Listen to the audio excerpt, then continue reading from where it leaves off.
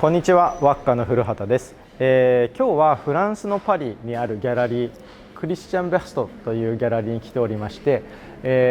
こちらのギャラリーはアートビュルト、アートブリュットですね、そやな自然な、アートという意味なんですけれども、ハンディキャップや障害を負った方などのアートを推進するようなアート活動になっております。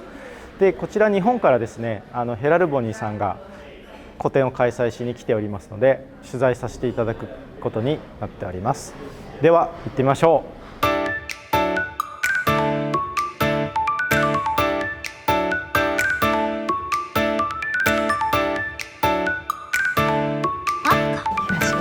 よろしくお願いいたします。私たちが、今年ですね、御社と同じようにフランスにやってきてワッカという会社を作りまして。ありがとうございます。はい、ありがとうございます。もともと20年前に、フランスに来て7年ほど、私も住んでいたことがあるんですけど、その時は、映画学校、海外で映画を勉強してみたいと思って、日本で大学で自主映画とかやってたんですけど、ちょっとどうしても海外に行ってみたいということと、あとフランス映画が、ネベルバーグとか好きだったので、勢いで当時フランスに来まして、で結局フランスで映画の勉強をしている中で、私コンピュータグラフィックの仕事に会いまして、で今回一緒にこの企画をやっていただいている畑井武雄さんとも出会って、CG のノウハウとか教えていただきつつ。なるほど、そこからのお付き合いなんですね。それがもう約20年前になるんですけど、で私そこから当時は実写の映画で何かできないかなと、今ちょっと濁しましたけど、当時映画監督をそうなんですか。目指してまして、未だにちょっと死ぬまでに1本撮れたらななんて思いながらやってるんですけど、でもその後ずっとそうですね、そこから、日本に戻っても、15年以上コンピュータグラフィックの、今はプロデューサーという仕事をメインにずっと、映画 CM アニメーション等々の仕事をしてきたんですけど、日本でずっと活動していく中で、どうしてもフランスにやっぱり後ろ髪引かれるじゃないんですけど、やっぱすごい大変だったけど面白いこともいっぱいあったし、もっと日本とフランスでいろんな服もそうですし、いろんなことが活発に行われてますけど、自分でできることあるんじゃないかなことがありまして、一年発起して、今年家族を連れてフランスにやってきたということの中で、勝手に日本とフランスでどんどん盛り上がってほしいというところでは、一環としてメディア事業といいますか、同じくその国を越えていろんなことを越えてやっていらっしゃる方々にちょっとインタビューしていきたいなと。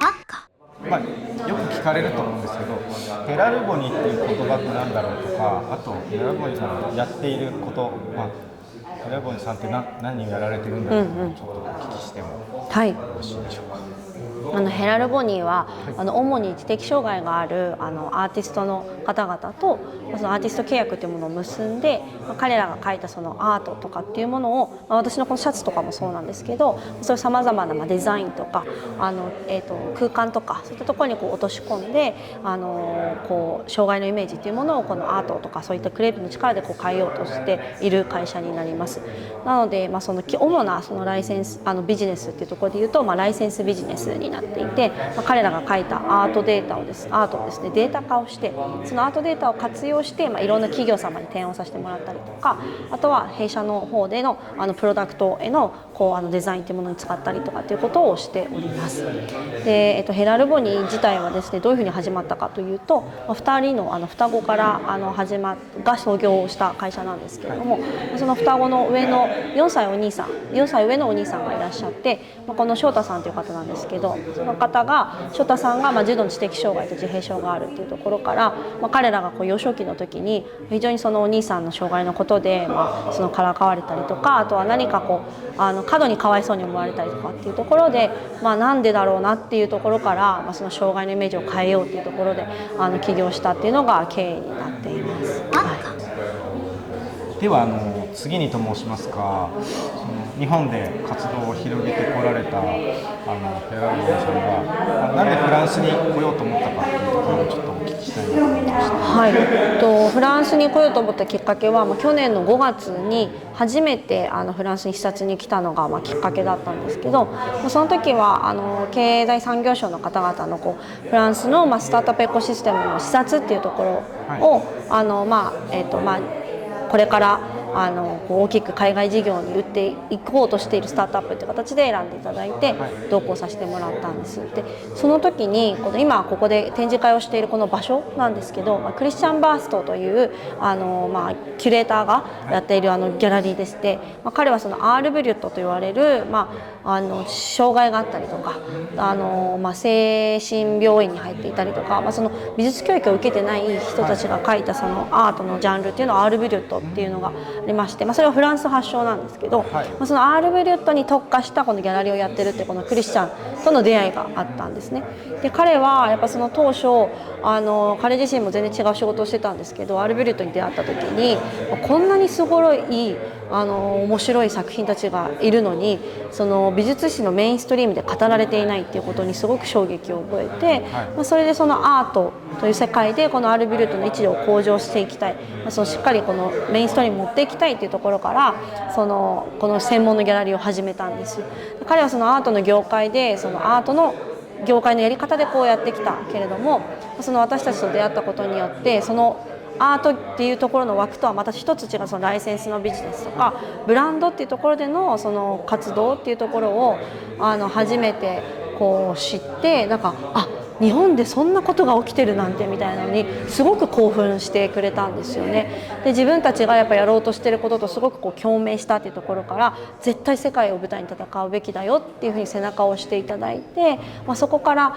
よしじゃあ海外に行こうフランスに行こうっていうところで、最初フランスを最初に考え始めたっていうのがあります。で具体的にすでにですねそのフランスに来られて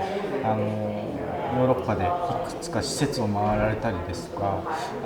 いろいろ活動が発展しているというふうにお聞きしたんですけど、ちょっとお聞きしてもよろしいでしょうか。そうですね、フランスに来るというのを決めてからは、じゃあどうやったら一番いいスタートを切れるのかっていうところを試行錯誤しまして、でフランス、去年の5月に視察をさせてもらった時に行った一つがステーション F という、ヨーロッパ最大のアメリカのシリコンバレーみたいな場所がありますと。でそこに入居するのが多分一番そのネットワークの観点とか、そのいろんなサポートも含めて一番いいんじゃないかっていうところからどうやってそこに入ればいいのかっていうところから始まったんですよ。でそしたらいろんなご縁の中で LVMH の本国との方々と面談をさせていただく機会があって、で LVMH のその皆さんと例えばコラボレーションとかプロジェクトするにはどうしたらいいですかってぶしつけながらにも聞いたら、イノベーションアワードっていうものに応募してくれって言われたんです。でその応募をしてファイナリストに選ばれたらステーション F にも入れるぞと言われて、これはまたとない機会だっていうところからそこのイノベーションアワードっていうものに応募をしまして、で普通にやったら受からない、今まで日本から選出された企業っていうのはいなかったので、もう本当に日本の LVMH ジャパンの方々にいろんなロエーベさんとかディオールさんとかに事前にピッチをさせてもらって推薦状を日本から書いてもらったりとか、あと本当にたびたび出張に来るたびに本国の人にアポイントを取って今こんなことをやってるってアップデートをしながら、ヒラルボに来てるぞっていうのをひたすら伝えながらっていう中でなんとかファイナリストに選んでいただいて、今年の5月のビバテクノロジーという、スタートアップの、カンファレンスがあったんですけど、そこに参加をして最終的に、日本からまたアジアからはアワードの受賞も初めてっていうことで、アワードの受賞を取ったっていうところが、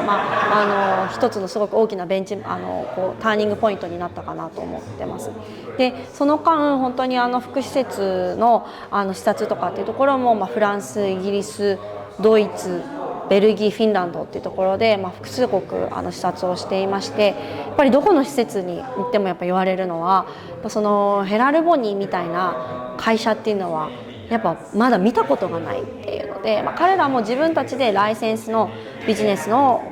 機会を作ったりとか、企業とコラボレーションしたりとか、展示会をやろうと試みたりやってる施設ももちろん一部あったりしたんですけど、でもそれを専門にやってるわけではないので、なかなか難しいところだったりとか、なかなかそこまでクオリティ高くやることの難しさとかすごく感じていらっしゃって、ヘラルボニーの立ち位置っていうものをものすごく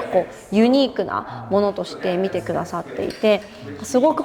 私たちもやっぱそれぞれ福祉の事情って違うので、結構冷たく迎え入れられたりするかもなって覚悟していたんですけど、今のところすごく好意的で、ぜひ一緒にこれからもパートナーとしてやっていけたら嬉しいっていうような声をいただいていて、現状だとドイツとベルギーの施設とパートナーシップの契約が今完了している状態になってます。はい、でこれから他の国々も今お話を続けている最中なので、そういった現地の福祉施設だったりとか、LVH のアワードとかも含めてすごく何かポジティブな印象をやっぱヨーロッパからすごく感じたので、ここで本当にフランスで勝負していこうっていうので、実際に法人もフランスで設立をして、今月の9月から実際に活動をステーション F で始めたっていうようなところになってます。フランスでの目標とか夢でもいいですし、すごくもっと先でもいいし。そうですね。でもやっぱり今私たちが目指してるのは、よく言うんですけど、地球上今80億人いると思うんですけど、私たちのミッションが異彩を放てっていうのを掲げて、ずっと事業活動していて、本当に障害とか違うっていうことを理由になかなかなんていうんですかね、生きづらさを感じてたりとか、そもそもこの社会の真ん中に含まれていない人たちだったりとか、そういう人とか疎外感を感じる人、もしくはそもそも存在しているのかしてないのかわからないみたいな形で扱われている人とかだったり、いろんな文脈の方がいると思うんですけど、でもそれがむしろそれって異彩だよね、面白いよねって言えることがすごくいいよねっていうのを会社として、本当にそれに共感してみんなが集まっているような会社で、そういったところで地球上80億人っていうのがいる中で、本当にその80億の異彩がもう本当に総活躍しているような、そういった社会を目指していきたいっていうのが私たちヘラルボニーとしてやっぱすごく目指しているところで、この障害福祉っていうところに関して言うと、やっぱり本当に世界中の障害のある人たちにとっての国際的なプラットフォームになっていきたいなと思っていて、この福祉施設をいろいろ海外でも回ってきていて、すごくやっぱりいくらいろんなことがヨーロッパ進んでるとはいえ、やっぱ同じようなことってあるんだなっていうのですごく悔しかった経験が1個あって、フランスのある福祉施設を訪問してた時だったんですけど、いきなり空から物が降ってきたんですよ。と思って、何と思って聞いたら、たまにあるのよって。その福祉施設の真隣に、ある程度のマンションが建っていて、そのマンションから、ちょうどバカンスに入ったタイミングだったから、ティーンエイジャーの子たちが家にいて、そこからペットボトルを福祉施設に向けて投げ入れてたんですね。でそういうのがやっぱ何度か福祉施設でも経験があるみたいで、何度もその施設長だったりっていうのがコミュニティに開いて活動だったりとか、その理解を得ようと活動してるけど、やっぱなかなかうまくいかなくてねみたいな話があって、やっぱこのヘラルボニーっていう会社自体も障害のある人に対するいろんな偏見だったりとか、無意識の特権がない状態とか、そういうところから始まった会社ですし、私自身も母に障害があることから、こういう会社に入ってるっていうのもあって、なんかすごく重なる部分がすごくあって、やっぱりなんかそういう悔しい思いみたいなのがやっぱすごく私たちは原動力になっているので、なんかそうですね、本当にいつかフランスで、世界中で障害のある人たちが書いた作品とかが、日本では今電車になったりとか汽車になったりとかしてますけど、もう日常に溶け込んで、なんかそれがめちゃくちゃクールで、そこから何か一つ一つその障害とか、違うっていうことに対するイメージが変わっていって、なんかすごくなんていうんですかね、それぞれがそれぞれの違いに誇りを持っていて、それが尊重される社会っていう風になっていったら、それにこう作っていきたいなっていうのをやっぱりこう日々感じてるというところですね。はいです。フェスティバルとかやりたいですね。あ、いいですね。そういうこうクールな感じがいいですよね。わかります。なんかね、盛り上がった先にいろんな思い持った人がなんか参加したくなるみたいな。フランスでもその障害のあるアーティストだけを集めたフェスとかを実は2年ぐらい前からやってるのとかあって、確かにフランスも年間何百っていろんなねフェスティバルとか映画祭だけでも年間何百あるって。そうですよね。そうなので本当そういう方々ともこの間お会いしてすごくこう共感し合ってこれから一緒に頑張っていこうねみたいな話とかもさせていただいたので、なんか本当にこう仲間を増やしながら、なんかそういうところに向かって頑張っていけたらなと思ってます。はい。ありがとうございます。ここにたくさんこうお顔がいっぱい実はあるんですけど、こういうのも、お父さんと星空というぐらいなので、こうお父さんを表現しているのかな。素材が普通の画用紙とかキャンバスとかじゃなくて、端とかもこう結構破かれてるような感じのだと思うんですけど、実はこの米袋の裏に書かれてるものなんですね。なるほど。じゃあちょっとはい。ありがとうございます。で、彼女の宮城県出身で、なので宮城のお米の宮城県産の一目惚れなんですけど、これの内側をこう、開いて、この内側にこう裏をキャンバスっていうか画用紙というかこの素材として描いてるというそういう作家になります。でこの米袋を選んでいるのが、その画用紙とか四角のこうキャンバスとかだとなんかその正しく描かなきゃいけないとか、いいものを描かなきゃっていうプレッシャーを感じるみたいで、やっぱその真っ白だったりとか四角いとか、そういう金星のこの取れたものっていうのでも、これだとそういうプレッシャーを感じなくて描けるっていうのがこの米袋に描き始めたなんかそのきっかけと理由みたいなんですね。こちらが小林さんが所有している絵という。はい、そうなんです私が入社前に、インスタの投稿で流れてきたのに一目惚れをして、なんだこのなんか引きつけられる作品はと思って、その週末に日帰りで盛岡のギャラリーに行って購入をしたっていうのがあるんですけど、それが本当にヘラルボニにこうつながる、もう一度つながるきっかけになって実際に入社をしたっていう実は裏話があるんですけど、森圭介さんという三重にいる作家さんでして、彼は12歳からこう絵を描き始めていて、でその後しばらく絵を描いてるうちに、どうやったら上手くなるのかっていうのが気になったというか、上手くなりたいって気持ちがあったんですね。で施設長の方にどうやったら上手くなれるのかって聞いたら、明るいところは明るい色で、暗いところは暗い色でっていうふうに、その一言のアドバイスを受けて、こういった明暗をしっかり表現する作風に育っていったんですけれども、実はこの作品結構なんていうんですかね、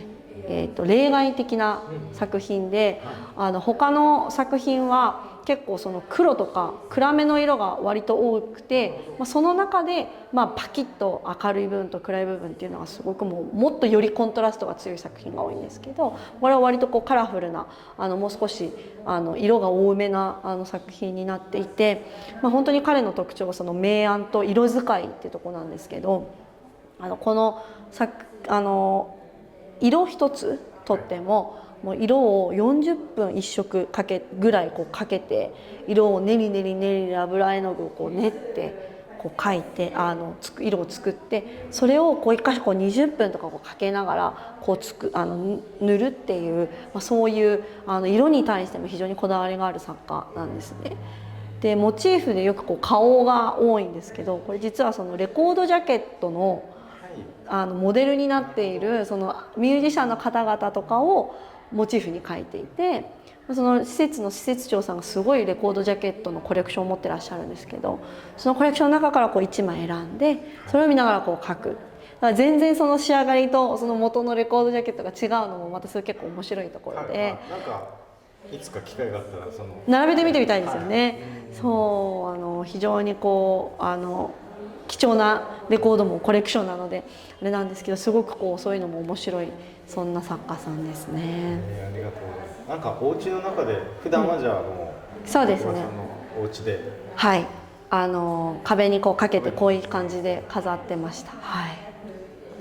今もその作品自体をその販売を取り扱ったりもされてる？してますしてます。はい。ちょっと今回ここに展示しているものはもう9割方もうすでに企業様だったりとか個人に所蔵されているものなんですけど、所有されているものなんですけど、原画自体の販売というところもさせていただいてます。はい。お話ありがとうございました。こちらこそありがとうございました。ぜひ何か一緒にやらせていただきたいな、こちらこそよろしくお願いします。ありがとうございます。はい、そういうわけで、ヘラルモニーさんにインタビューさせていただきました。これからもですね、パリと日本の間をつなぐような、インタビューを続けていきたいと思いますので、ぜひご視聴ご登録のほどよろしくお願いいたします。